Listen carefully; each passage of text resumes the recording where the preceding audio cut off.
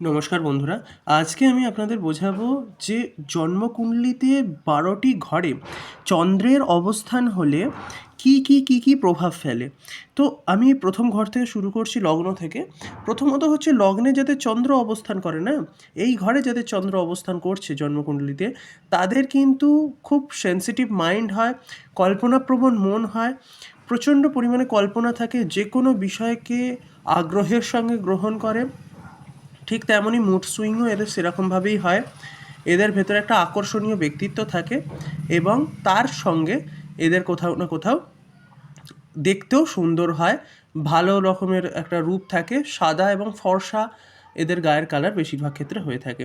বিশেষত আমি বলে রাখি যে এই ১২টি ঘর আছে, ১২টি ঘরে যে চন্দ্রের বিষয়ে আলোচনা করব, এটা সিঙ্গেল চন্দ্র যদি সুপ্রভাবে অবস্থান করে তাহলে কি হয় সেই বিষয়েই আমি আলোচনা করছি।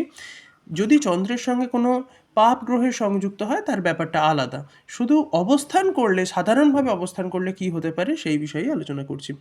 আজকে আপনারা যদি জন্মকুণ্ডলী, আপনাদের যে জন্ম চার্ট আছে সেটা যদি খুলে দেখেন তো মিলিয়ে নিতে পারবেন। দ্বিতীয়তে হচ্ছে চন্দ্রের অবস্থান। তৃতীয় চন্দ্রের অবস্থান হলে কি হবে, টাকা পয়সা খরচে খামখেয়ালি ভাব থাকে। মানে কখনো কখনো অতিরিক্ত খরচ করে দেয়, কখনো কখনো সাধারণ অবস্থা থাকে। তবে যোগাযোগ সূত্রের মাধ্যম ভালো থাকে, কোথাও না কোথাও যে কোনো জায়গায় মানে আকর্ষণ তৈরি করতে পারে ভালো। যে কোনো মানুষের সঙ্গে কথোপকথন করবার দিকে বা বাকশক্তির দিকে কোথাও না কোথাও একটা আকর্ষণ থাকে। লেখালেখির দিক থেকেও কিন্তু যথেষ্ট পরিমাণে কিন্তু এতে দক্ষতা থাকে।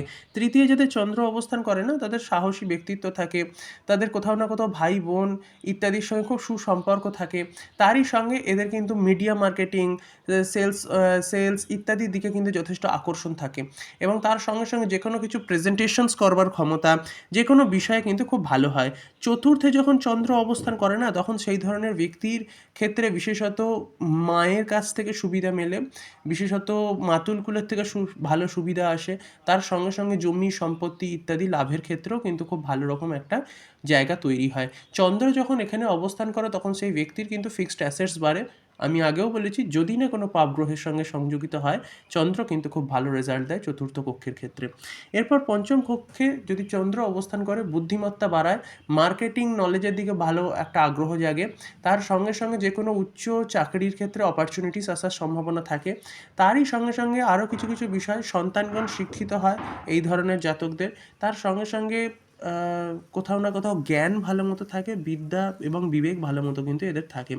ষষ্ঠে চন্দ্র অবস্থান করলে ডিপ্রেশন বাড়ে, কোথাও না কোথাও মেন্টাল অ্যাংজাইটি তৈরি হয়, প্রতিযোগিতামূলক স্থানে অনেক অভিজ্ঞতার সম্মুখীন হয় এই ধরনের ব্যক্তি, শত্রুদের দ্বারা বড় আক্রান্ত হতে পারে চন্দ্র এখানে অবস্থান করলে। সপ্তমে যদি চন্দ্র অবস্থান করে তাহলে সেটা ওয়াইফ বা হাজব্যান্ডের প্রতি নির্ভরশীলতা বাড়ায়, হাজব্যান্ড ওয়াইফের সঙ্গে প্রেমের সম্পর্ক তৈরি হয়, প্রেমে বিবাহের সম্ভাবনা বাড়ে। তার সঙ্গে সঙ্গে হাজব্যান্ড এবং ওয়াইফের ভালো মতো বন্ডিং এখানে থাকলে কিন্তু চন্দ্র তৈরি হয়।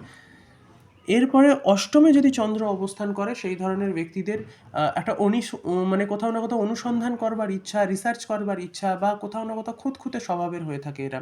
এরা যে কোনো বিষয়কে নিয়ে খুব গভীরে ভাবতে পছন্দ করে, বিচার করতে পছন্দ করে। যাদের অষ্টমে চন্দ্র অবস্থান করে, যে তারা কি করবে, কোন দিকে এগোবে, এই নিয়ে একটা বিশাল কল্পনা থাকে এবং সমস্ত বিষয় করবার আগেই বিশাল কল্পনা থাকে, কিন্তু করতে পারে অল্প। কল্পনা যা করে তার থেকে অল্প করতে পারে।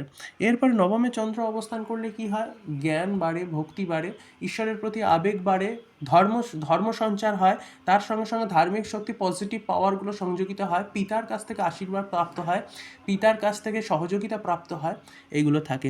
দশমে চন্দ্র অবস্থান করলে সেলস, মিডিয়া মার্কেটিং, যে কোনো ধরনের উচ্চ পদে প্রতিষ্ঠা, রিসার্চ জাতীয় জায়গায় সফলতা, যে কোনো ধরনের বুদ্ধি খাটানো যে কোনো কাজে কিন্তু সফলতা।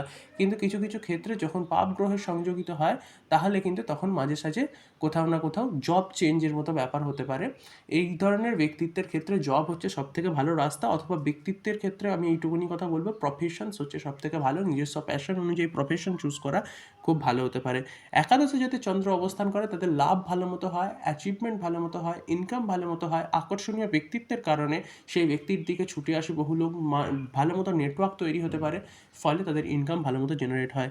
দ্বাদশে চন্দ্র অবস্থান করবার ফলে সেই সব ধরনের ব্যক্তিরা খুঁতখুঁতে স্বভাব এবং কোথাও না কোথাও মানসিক চিন্তার দ্বারা প্রভাবিত হয় বেশি। এই জন্য মাঝে সাঝে কিছু বিলাসিতার জন্য, রূপের জন্য, রূপের পরিচর্যার জন্য বা কিছু সম্পত্তির পরিচর্যার জন্য খরচ হয়ে যায় মাঝে সাঝে একটু বেশি। এই ছিল দ্বাদশ ঘরে অবস্থিত চন্দ্রের ভিন্ন ভিন্ন ক্ষেত্রের বিষয়। কিন্তু একটি বিষয় মনে রাখতে হবে, এটি সাধারণ চন্দ্রের সুপ্রভাব নিয়ে আলোচনা করা হলো। কিছু কিছু ঘরে কুপ্রভাবের কথা বলা হলো, যেমন ষষ্ঠ ঘরে চন্দ্র অবস্থান করলে যা হয়, এবং চন্দ্র অবস্থান তৃতীয় ঘরে অথবা দ্বিতীয় ঘরে এবং ষষ্ঠ ঘরে অবস্থান করলে এবং দ্বাদশ ঘরে অবস্থান করলে চন্দ্রের একটা কোথাও না কোথাও নেগেটিভ ইম্প্যাক্ট তৈরি হয়। অবভিয়াসলি অষ্টমেও, কারণ চন্দ্র যখন অষ্টমে অবস্থান করে তাদের আয়ু একটুখানি কম হতে পারে, কারণ চন্দ্রের অতটা ভার নেই। তো সুতরাং এই বিষয়গুলো, যে এই কক্ষগুলো কিন্তু চন্দ্রে অবস্থান করলে একটু নেগেটিভ এফেক্ট দেয়।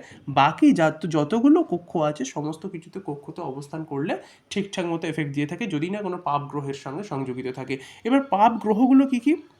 প্রথমত হচ্ছে রাহু, হচ্ছে এখানকার সব থেকে পাপ গ্রহ চন্দ্রের সঙ্গে অবস্থান করলে। দ্বিতীয় হচ্ছে কেতু, তৃতীয় হচ্ছে শনি, চতুর্থ হচ্ছে মঙ্গল এবং পঞ্চম হচ্ছে বুধ। এই সব গ্রহগুলোর অবস্থানে সব থেকে বেশি কোথাও না কোথাও প্রভাব বিস্তার হয়। তো যাই হোক, আজকের মতো এইটুকুই।